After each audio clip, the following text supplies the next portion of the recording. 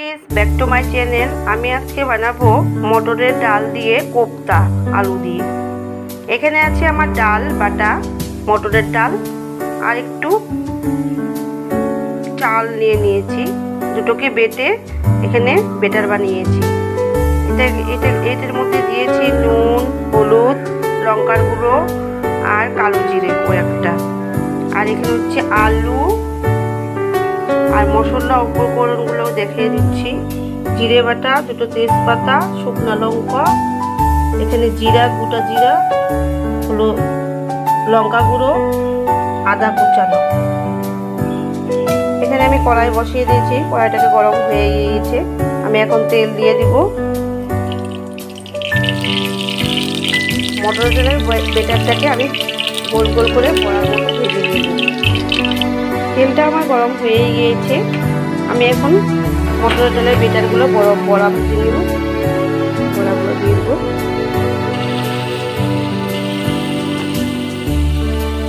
ছোটো ছোটো করে ভাজবো।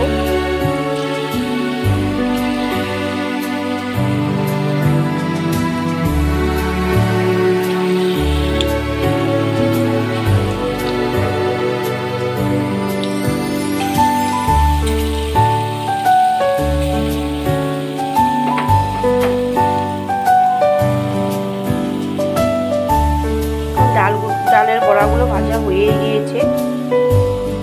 আমি একটু চাল দিচ্ছি কেন, যাতে ঝোলে বড়াগুলো দিলে ভেঙে না যায়, সেজন্য আমি একটু চাল অ্যাড করেছি বেটারটাকে। দেখো গাইস, আমি বড়াগুলো নামিয়ে নিয়েছি। ওই তেলে আমি এখন গোটা জিরা দিয়ে দিব।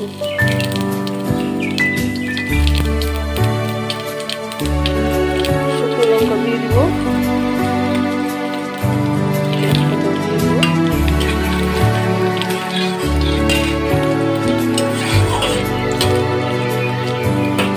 নেড়ে নিচ্ছি। এখন আমি আলুগুলো দিয়ে দেবো।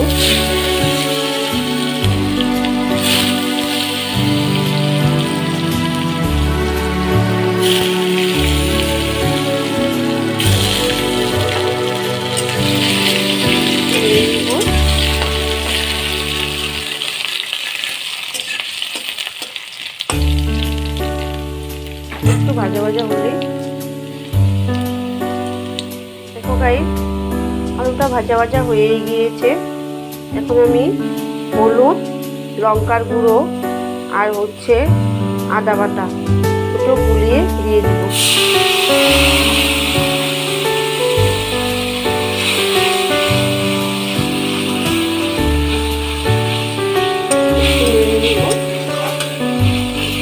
কষিয়ে নেব মশলাটাকে।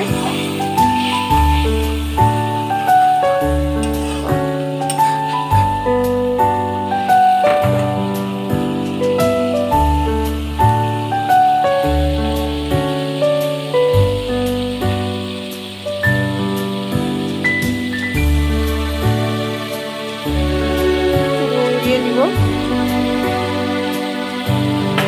স্বাদ মতো।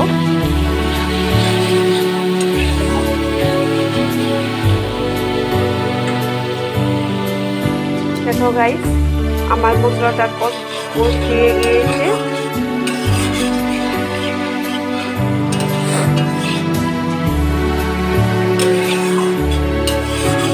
আমি এখন ঝোল অ্যাড করে দেব।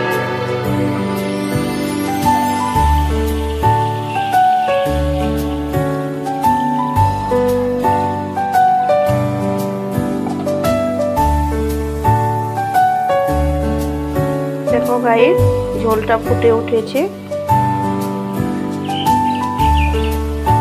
এখন আমি দিয়ে দিব জিরে গুঁড়োগুলো।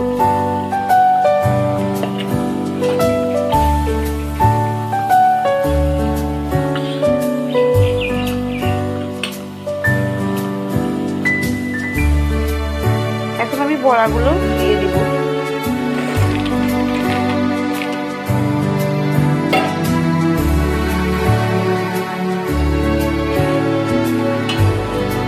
বেড়ে নিব।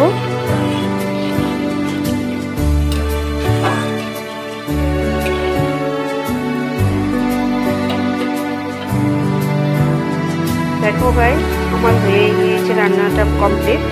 তাই আমি এখন একটু গরম মশলা দিয়ে দেবো।